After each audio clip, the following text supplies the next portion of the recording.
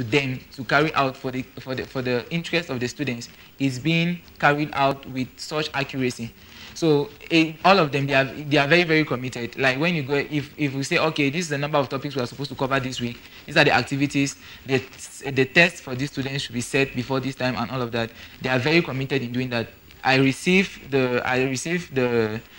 I say, okay, on Monday, I should receive, that should be the latest date I should receive the exams. By Monday, it is ready. So you have the different people that are in their different departments. So we'll divided them into different departments.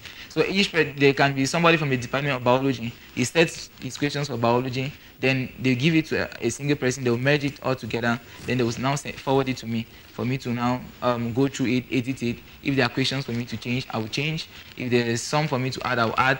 And then I work on that. And then if I was to print the papers and all of that, I print them and send to them. Mr. Lukuman, Mr. CEO, are you facing some challenges in the process? Yeah, of course. You can't say that a vision is void of challenges. When you have a vision, you must always have challenges. You know, I've had it has been so challenging. But you see, when you're going into a vision, when you're stepping into your vision with a pre-mindset, so you have a preset mindset in such a way that when you're getting into it, you already know that you are going to face challenges. So if you're going to face challenges, then you should obviously prepare yourself for it. And then you cannot give up at that time, because you can go far to a certain extent, then you want to give up, but sometimes, you know, it's not really an excuse. So I'm a medical student, and the work in medical school is so tedious. You know, we have so much work in medical school. People think that they just give you the production there, that is the same lectures, when the same note that they gather, they give you, you reproduce the same thing. No. It's in fact, throughout my study here in the University of Boya, I've not, you know, that concept of they give you a they give you some notes, come and reproduce the same thing, it does not work. So even if the lecturers give you notes, and then you don't read your textbook, sometimes you come in the exam, you see totally different questions because I believe that the lecture is just to guide you on what to do, because there are textbooks where you can have details. So back to our business, what are other motivations that keep these guys committed? These your teachers. Okay, these guys, I can say that the first thing is, you know, each person that is joining the vision, there is something unique about them. They understand that students, they understand that they are supposed to help students. They have this passion, they have this energy within them with which they want to help the student. That's number one. Is it that you have used your sweet tongue to sell them the dream of global volunteerism? Because I read somewhere in your CV that you are a global volunteer. Yeah, of course. It's not really about the sweet tongue. It's about explaining to them what actually being a volunteer looks like. You know, because it's very, very important to be a volunteer. Because I can say that anywhere you go to. Okay, now, some people say, okay, we don't have jobs. There are no jobs. There are no jobs around. There are no jobs. That's the mindset of some people. But truly, somebody said, if you say you don't have any job, it means you have not identified any human problem. Before we take our jingle, I want to have your say about competition. Are you facing competition in the job? Yeah, of course, there are a lot of competitors. But the thing is, you have to have a vision. Because the thing is, our visions are different. You can have, even when you are not competing with anybody, you have other people that are in fact, they are in a way, they are strongly competing with you, you see.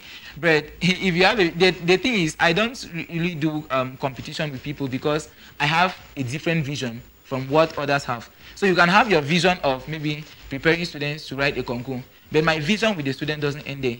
Because these same students, I follow them up in medical school to make sure that they have very good GPAs. I've been in medical school, like last year, students came to the first year. No, it was just their first year. Some of them had below 3 GPAs. So they had 2-point-something GPA. And then they're having receipts. So I was like, no, this one cannot happen with you guys that I'm following up. So if I'm following up, you have to have, you know, above 3 GPA. Are you a shining mentor? Have you been able to make that kind of grade too? Yeah, of course. I can boldly say that I'm an A-grade student. We'll be back. Stay with us. All right, thank you very much.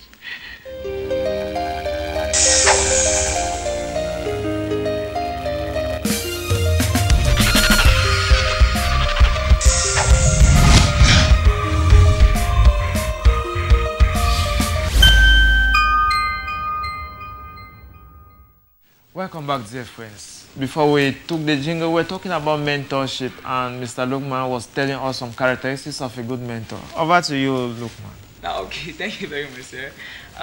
You see, when you talk about mentorship, you can't be mentoring somebody on something you haven't been able to do. Right. Because what you can give to somebody is only what you have. Okay. You can only give what you have to somebody. You can't give what you don't have. So when I tell these students that, okay, you cannot have less than 3 GPA if you are under my mentorship or if you are under my followership, it means that I've beaten those kind of results before.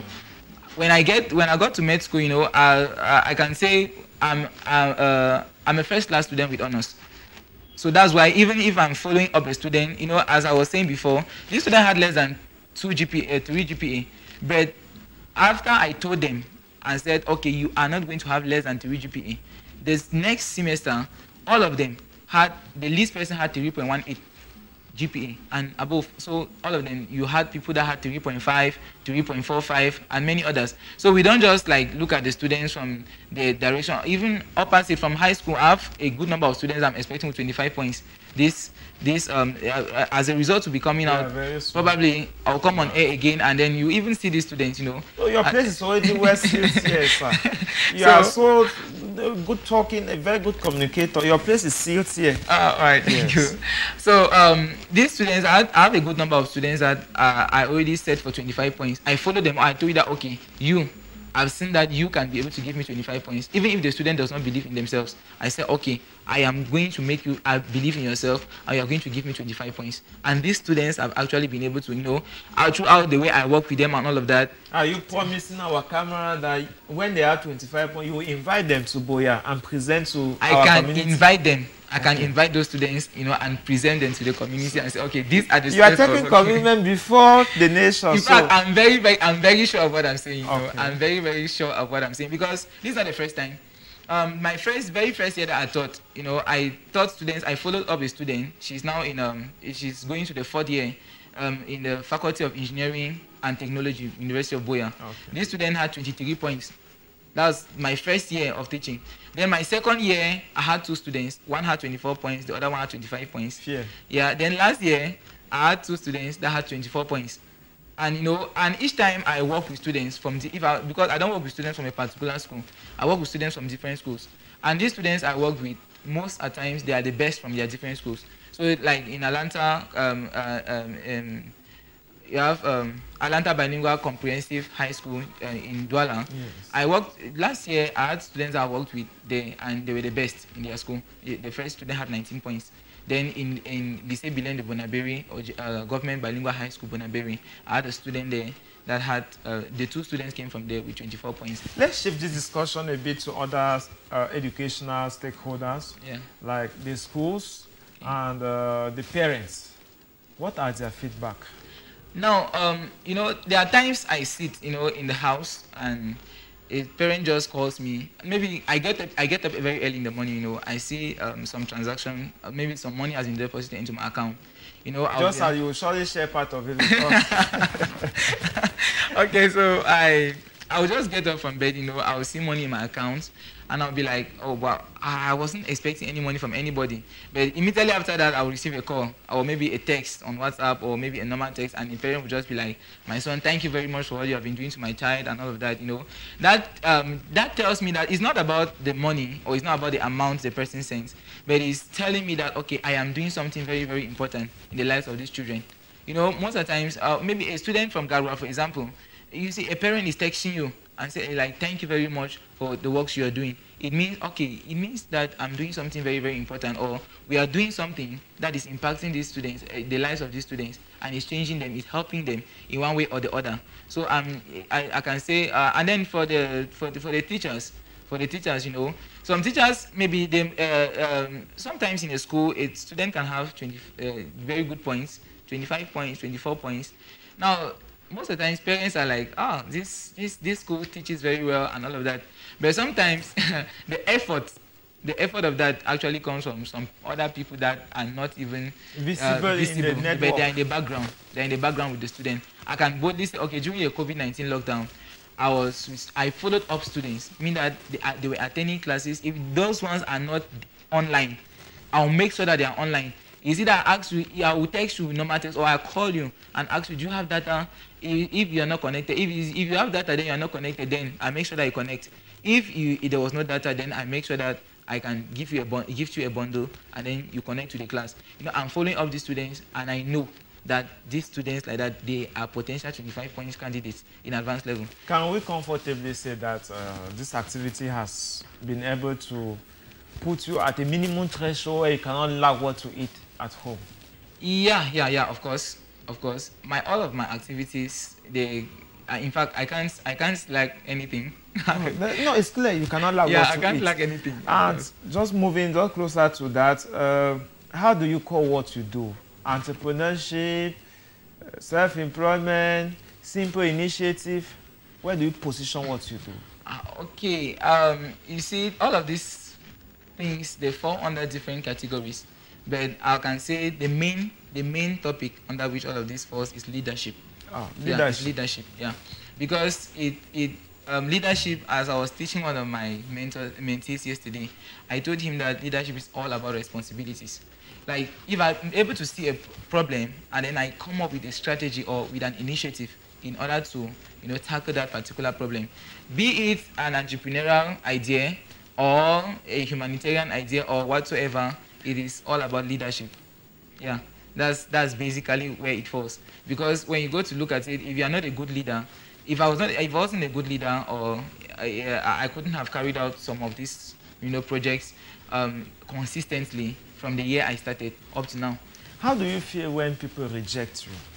Now, when you again, I will still say again, as I was teaching my mentee yesterday, I told him that because I'm mentoring a student under Yali Africa, so they asked me, he chose me as his mentor, and then he's also in medical school, so he asked me to mentor him, and I had the first session of class with him yesterday. So I told him that I was teaching on building your capacity for leadership.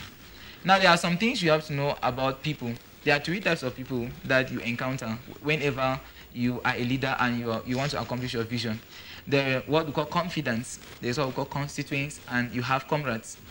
Now, confidants are people that are always with you. It's very difficult to find those ones. You can have 2 or 3 in your entire lifetime. It means, in fact, you are blessed to find 2 or 3 of those people. Now, constituents are people that are there with you for the vision. Not particularly for you. Meaning that if the vision crumbles, they leave. But with confidence, it's not the same thing. Whether the vision crumbles or it's not there, the confidence are there for you. Meaning that if you don't give your attention to them, they are going to starve of your attention. Then you have comrades, people that are against what you are against. You see? Now, when you know about this kind of people, you know that, okay, some people always leave. When some people, you propose a vision to some people, it's normal. So you are not going to feel maybe angry, or you're going to feel disappointed because the person was not meant to be part of the vision. So if you have an understanding of that, then when people reject you, it's very normal. It's okay. The people that are going to join, they will join, and we'll do the impact we are supposed to do, because the impact that has to be done should be done. Not because a particular person was supposed to be there. That's it. To say that you know how to deal with adversity. Yeah. And moving forward, what are your future projects? Because we are gradually picking the last notes of this program. Yeah. With the future projects, we look at establishing, because looking at the way, e-learning here in Cameroon is. Yes. Yeah, e-learning in Cameroon is not, it cannot really be said that it's not well grounded. Okay. Because number one, you want to bring up a platform. For example, there is WhatsApp available. You can actually do classes there, or you want to have a website where you can host classes and all of that. But the challenge is some students don't have phones. And then now our future project that we're looking at is looking at students, maybe when schools are about to start, parents will seize the phones of the students because it serves as a distraction. But we can look at how can the phones remain with the students. The student can still be using the phone, but uses it in a very helpful way, in a way that is going to help him or her. We have the YouTube platform that we are looking at uploading more videos as school is going to be resuming. We'll upload more videos about on the different topics, and we are going to upload a lot of lectures there on YouTube. Then we are also going to continue with our organization of the classes on, WhatsApp and Telegram and those other platforms like that. Now, with that, we know that, okay, a student can have the phone, and at least at one point the student will open, or maybe just go into a group and listen, get some voice notes and some lectures. Maybe the student is tired, the student wants to relax, the student can just play a lecture, you know, on YouTube and listen to it. And with that, you know, the student is good to go. And, you know, we are also working on, as we earlier mentioned, the orphanage programs. That we are looking at how can we be able to reach more orphanages. Because we just started, let's say, with one. How can we be able to go to the different orphanages? We cannot just centralize everything about one orphanage. But we are looking at how is this one going to impact the students. Before we take some text messages, what does your family think about you? Actually, they don't, like, in case of, like, in support, of course, when you usually start a vision, they look at it as a distraction to your education or something. Yeah, they usually look at it as a distraction. But you see, my passion, the energy that I have can't stop me, you know, from achieving what I want to achieve. So you can say whatever you want to, like, say. You can tell me that, okay, no, I'm not going to do this for you because that you are not focused on your education. You are doing these other projects and all of that. No. Now, you might not think good, but I know that in the future, you're actually going to see the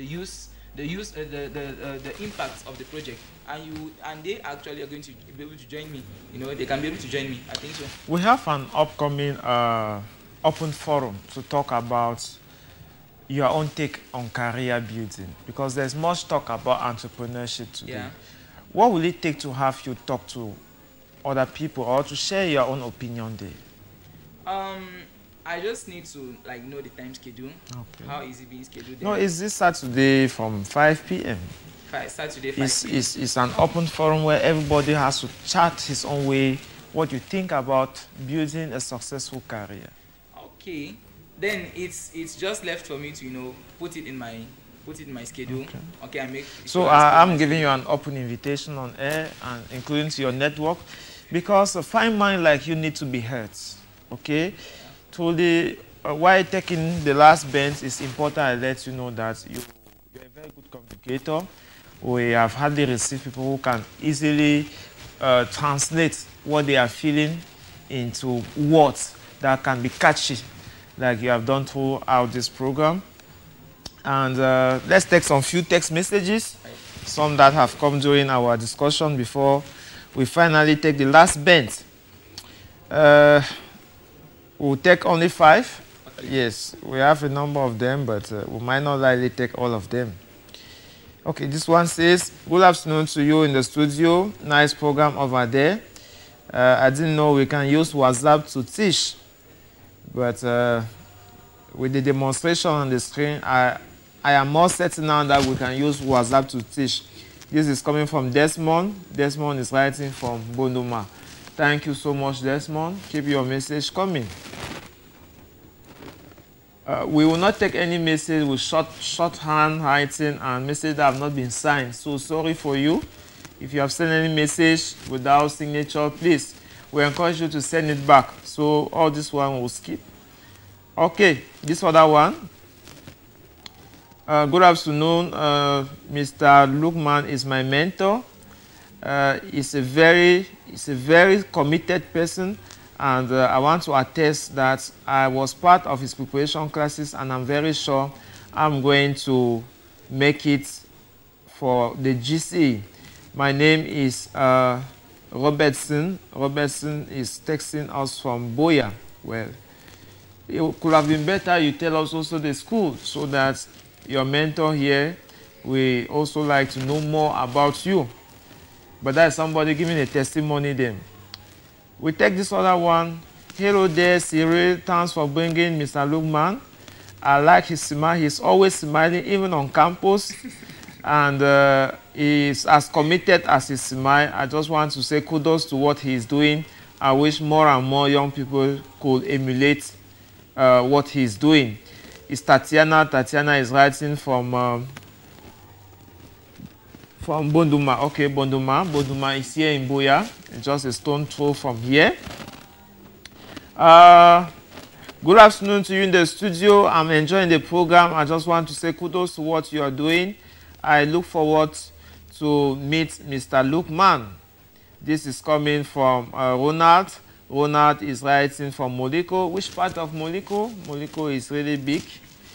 And then this other last one. Good afternoon to you in the studio. Good work there, Mr. Cyril. I want to come in contact with Mr. Lukman. Well, we'll ask his permission to give his number, and hopefully you are going to get to him. I think we'll hold there for messages. Want to thank you for all your messages, dear friend. Truly, when we read through your message, sorry for those that will not be able to read their messages because they did not sign or short form. It's an educative program. We always encourage you to make sure that you sign your message and write them out clearly. So moving out of the studio, you are a medical student. You have started so many projects. What is the place of women in your own life? Today, we young people, we have some are married, some are not married, some are intended. Do you think it's normal to talk about it? Yeah, very quite normal. Okay. It's quite normal, of course. You see, when you have a vision, okay. Now, many young people today, they think that maybe getting from one relationship to another, and all of that. You see, it doesn't really help. Okay. It doesn't really help actually. It's a distraction. It's a distraction. It's a whole lot of distractions, and it makes you not to be focused. It makes you not actually to be focused. Now, I work with a lot of young girls, and I also encourage them. I encourage them also to be able to look at their vision. What is their place in the community? Now, one of the programs that we have at the orphanages is being coordinated with one of my friends. It's a lady, so she's the coordinator of that particular project. So I think that those kind of people, those are the kind of people that I mingle with. And if you're a lady or you're my junior, I have a lot of junior ones that I mentor that are also ladies. And if you're a girl and I'm mentoring you, I try to look at your focus. What is your vision? Then I try to discourage you from different things that are going to serve as a distraction to you. No, but just to make you touch our question the way we are seeing it, you work with a lot of beautiful young girls, students that are somehow vulnerable to an extent because the way you are smart and your communication skill, they could be flattered to date you. What response do you give them? Actually, I tell you, no, I give you straight to the It's point. funny, right? No, yeah, it's kind of funny, okay. but it's actually true. It's actually true, most of the times, when you come up with such topics, okay. They are feelings. They are not the one making it. Yeah, when you come up with such topics, it can be emotional and all of that. But we try to look at how can you be able to direct those emotions, because emotions is actually energy. I think next time I'll actually come on to talk about that, how you can be able to transform your emotions into a different thing. Okay. So sometimes because that one is what called lost, because when you're being flattered because maybe somebody is smart, somebody is intelligent, he has these projects, he smiles well, and all the day the smile is not there or the project is not there, you start having that feeling for him, But when it comes to that, I try to look at how we can be able to go about it. There are different ways, depending on the different types of people, how you can go about it actually. But I think that I don't, on my own part, I don't try to behave, in such a way that makes you think maybe that I'm interested in you, concerning that. So your life is still virgin. There's nobody in your life. No. Okay. I'm not yet involved in that. I'm still a student. I have to focus. On the different projects I'm supposed to do, how I'm supposed to help people and all of that. There's time for everything, But for now, I think that one is, a distraction. Mr. CEO, I want to thank you for coming to our studio. Thank you very much, sir. Any last words to the viewers? Okay. I'll just say I'm very, very happy, to be here today, and we are going to be here live. On different occasions. I'm going to be coming here, to throw more light and, to share very, very important things with us. Probably not just on e-learning, but we can share things on leadership, can share things on entrepreneurship and all of that. But now, if I would advise, if a student is maybe in high school and you're doing particularly sciences, and maybe you're about getting into medical school, or you want to get into an engineering school or whatsoever. Now, distance is not a barrier for me, to help you and all of that. So what you do is you can just text me. You can text me on WhatsApp, or maybe you can leave me a text on a text message or on WhatsApp. I'm going to reply to you. Now, but the preferable way of texting me is, is on WhatsApp, or sometimes you can call. but you don't call late at night. I don't know if I'm permitted to, you know. No, go on, go okay, on. So the number is 676-373274. I take it again, 676-373274. That's my number. You can text me and you can expect a reply from me, not immediately, because I'm so choked up. I have a lot of work I'm running and all of that. So thank you very much for being on the program, for viewing the program. Thank you very much, and I think that we're going to, you know, go miles if I continue coming this way. And while thanking Mr. Lukman, that is how we saw it for this other edition. We just want to vote thanks for our director behind at the studio, Ms. Nabila, and behind the camera we had Mr. Fozo. The program was under the coordination of our station boss, Mr. Nkwine Chamba. I was Eugene Cyril, giving you another rendezvous on Thursday when it shall be 5 p.m. Until then, take care of yourself. Bye-bye.